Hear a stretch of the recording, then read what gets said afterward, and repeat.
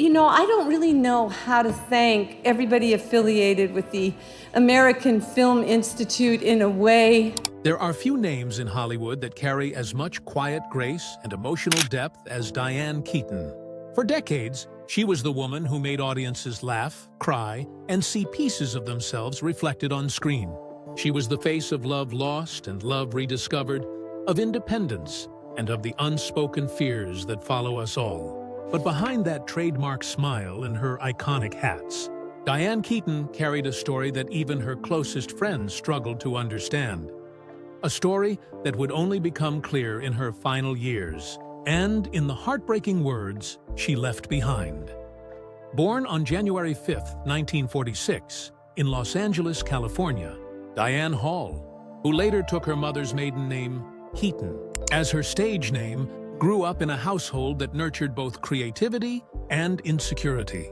Her mother, Dorothy Keaton Hall, was a homemaker and amateur photographer who filled their house with love and imagination. Her father, Jack Hall, worked as a real estate broker, but it was her mother's passion for storytelling that lit Dianne's creative fire. From an early age, she wanted to be on stage, not for fame, but to feel alive. In her early 20s, Dianne Keaton moved to New York City, studying at the neighborhood Playhouse School of the Theater. There, she learned that the truest form of art was vulnerability, a lesson she would carry throughout her life. Her breakthrough came when she was cast in the Broadway production of Hair, but it was her next role that changed everything. When Woody Allen met Dianne during auditions for his play, Play It Again, Sam, he saw something different in her. A spark that was both awkward and magnetic. She didn't act like other women in Hollywood. She didn't try to be perfect. She was real. Their collaboration would define an era. Together, they created one of the most beloved films in American history, Annie Hall. When Annie Hall hit theaters in 1977, it didn't just redefine romantic comedies. It redefined Dianne Keaton. Her character was quirky, spontaneous, deeply human, a reflection of Dianne herself. The role earned her an Academy Award for Best Actress, but behind the golden glow of success, she began to struggle with the weight of expectation. The public adored her, but Dianne was haunted by a sense of isolation that fame couldn't fix.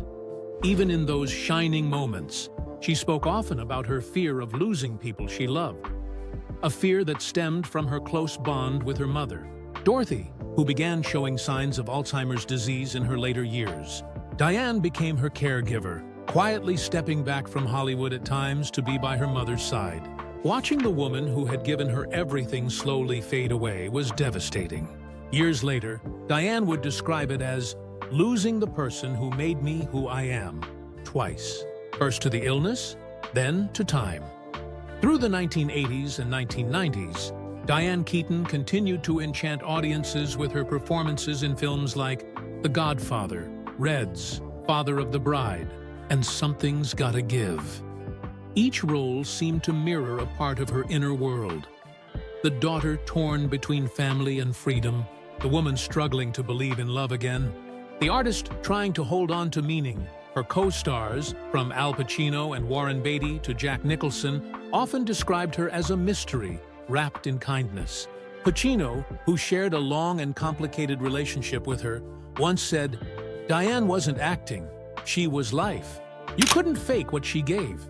But while the cameras captured her strength, Dianne's journals, which she kept religiously for over 40 years, revealed something more fragile. In one entry, she wrote, "People think I'm strong because I don't cry in public. But that's not strength, that's just survival." As the years went on, Dianne's public appearances became less frequent, replaced by thoughtful interviews and memoirs where she reflected on her journey.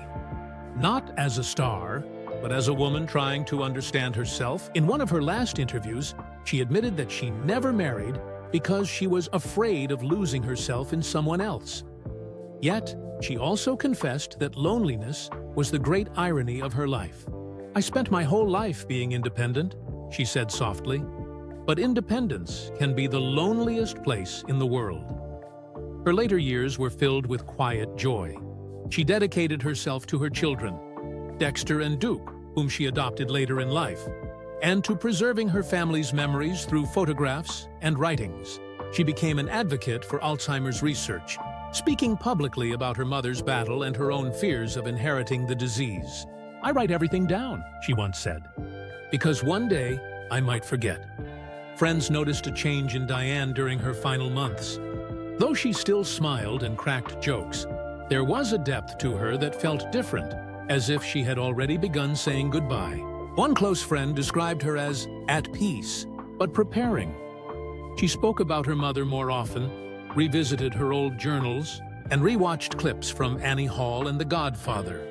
Not out of nostalgia, but reflection. Her last public appearance came during a quiet interview at her home in Los Angeles, where she sat surrounded by old photographs and vintage hats. Her timeless armor against a changing world. She spoke softly about life, love, and loss. "We don't realize how short it all is," she said. "We think we have time. Time to say thank you. Time to say, I love you. But time runs faster than we do." When the interviewer asked her what she hoped people would remember, Dianne paused for a long moment. Then she said something that would become her final public words. Words that would echo across the world after her passing. "I just hope," she said softly, "that when people think of me, they don't think of the awards or the movies. I hope they think of kindness. The kind that doesn't need to be seen to be real." Those words, simple, tender, and utterly human, became the heart of every tribute that followed. After her passing, social media filled with memories, photographs, and tears. Meryl Streep wrote, "Dianne taught us all how to be brave in the quietest way possible." Al Pacino, her longtime friend and co-star, said, "The world lost an artist, but I lost someone who made me believe in truth." Her funeral was small and intimate, just as she would have wanted.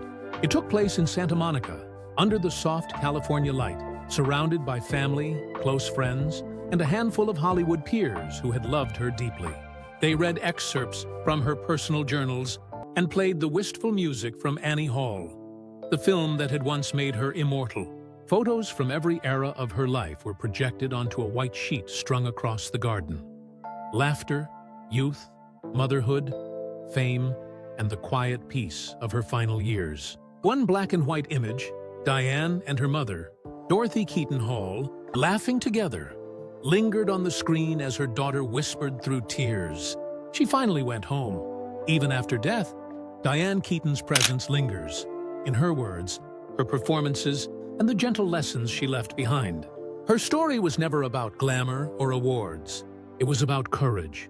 The quiet courage to be fully herself in a world that tried to fit her into boxes.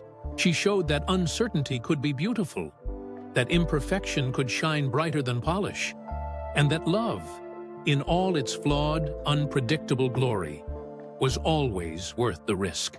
Through her art, she invited us to embrace the messy, the awkward, and the authentic.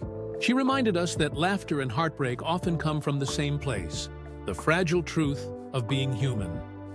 In her final journal entry, discovered beside her bed, she had written just 7 words. "Don't cry because it's over. Remember me smiling." That single line captured everything she had lived for. It was her last direction to the world, not a farewell, but a reminder to hold on to joy. Perhaps that's what Dianne Keaton wanted most. Not for us to mourn her, but to celebrate her, to smile when we remember her clumsy grace in Annie Hall, to feel her quiet strength in The Godfather, to hear her laughter echo in every woman who dares to live honestly. Her life was a lesson in authenticity, proof that art, love, and courage don't end when the curtain falls. As the sun dipped over Los Angeles, tributes glowed across the city she called home. On the marquee of an old theater in Hollywood, glowing in soft gold letters, were the words that said it all. "Forever, our Annie. Forever, Dianne." As the sun set over Los Angeles the evening after her passing, tributes lit up across the city she had called home for so long. On the marquee of an old theater in Hollywood, glowing in soft yellow letters, was a single line that said it all. "Forever, our Annie. Forever, Dianne."